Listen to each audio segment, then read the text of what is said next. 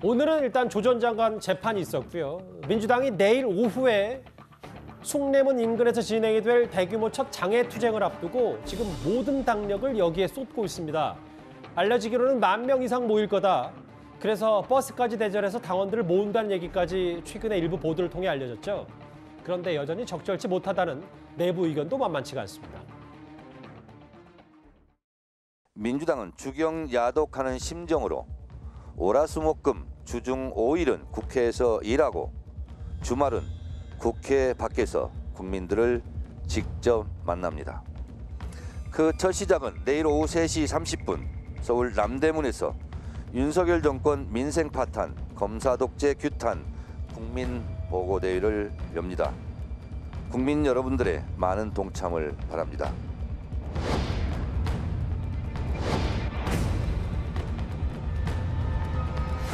지금 뭐 민주당 제1야당 아니겠습니까? 그렇죠. 다수당이고요. 그렇기 때문에 이걸 계속한다고 하는 것은 뭐 바람직하지 않다. 그런 측면을 얘기를 한 겁니다.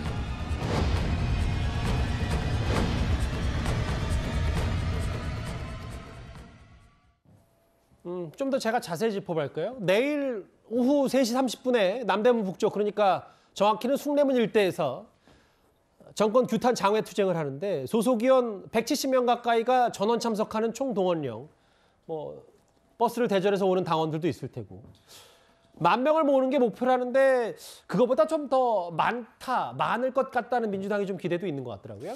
지금 저희 이제 탑10이 유튜브로 중계가 되지 않습니까? 지금 이거 보고 계신 분들이 한 20,000명이 넘습니다. 자, 그런데 오프라인에서 10,000명을 모으겠다고 전 지구당을 동원해서 이렇게 모이게 하는 거잖아요. 지금 한 지구당 제가 보니까 한 100명에서 200명 버스로 해서 다 올려보내고 또 그분들 오시면 점심 먹어야죠. 뭐 어디 다 이 비용 자체가 보면 지구당에서 다 이제 부담을 할 텐데. 그러니까 2023년 초두에 이런 집회를 우리가 또 보게 된 상황인 것 같습니다. 아마 내일 보니까 이 집회뿐만 아니라 비슷한 시간대에 민노총 집회도 있고 촛불 집회도 있는 것 같아요.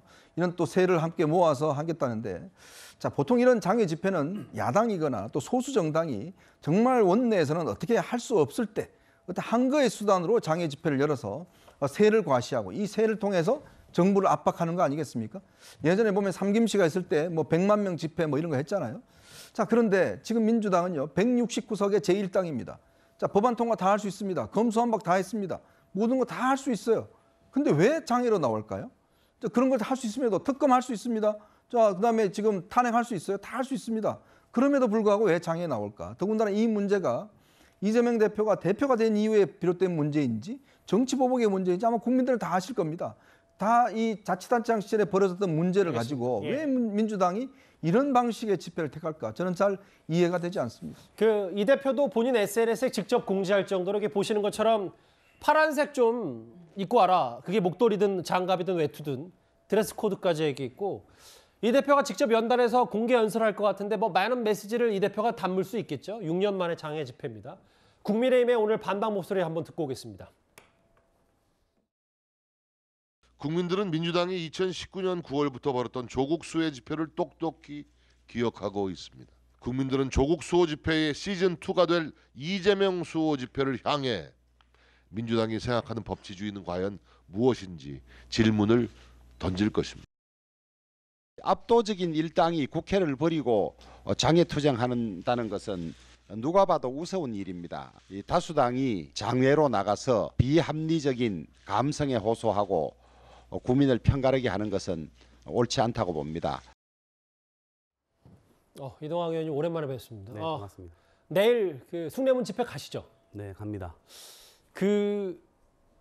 정성호 의원이나 혹은 뭐 비명계 의원들도 일부 지금 앞서 뭐 꼭 국민의힘의 말을 이용하지 않더라도 왜 다수당이 이렇게 장외투쟁을 하냐?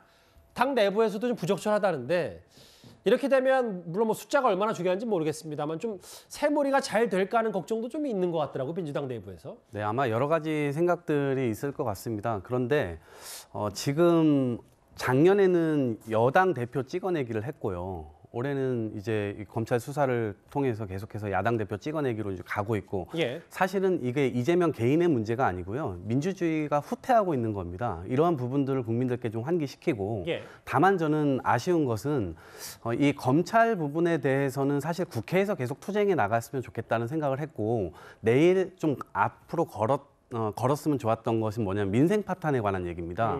이를테면 여러 가지 물가도 오르고 난방비, 가스비 온통 다 오르고 있는데 예. 실제로 이게 검찰 수사 혹은 정적 제거 이런 곳에 그냥 몰두하고 있는 이런 모습들 자체가 예. 국민들의 이 삶을 약간 동떨어진 정부 운영을 하는 거 아니냐 이런 것들을 전면에 내걸면 국민들께서 조금 더 이 시위나 이런 민주당의 모습에 대해서 좀 더 공감대가 형성될 수 있지 않았을까 하는 아쉬움이 있습니다. 그러니까 아무래도 지금은 방탄 프레임에 뭐 걸렸다면 걸렸고 아니라면 아닐 수도 있지만 뭐 누구 시각에 따라 다를 수 있는데 이재명 대표 살리기가 아니라 결국은 윤석열 정권의 실정을 좀 고발하고 싶고 알리고 싶다는 취지를 좀 했으면 좋겠다. 네, 그래서 당 내부에서도 좀 여러 의견이 엇갈린 것 같고 결국 중요한 건 장애투쟁의 성격일 텐데 근데 오늘 그 국민의힘에서도 많은 비판을 좀 했습니다.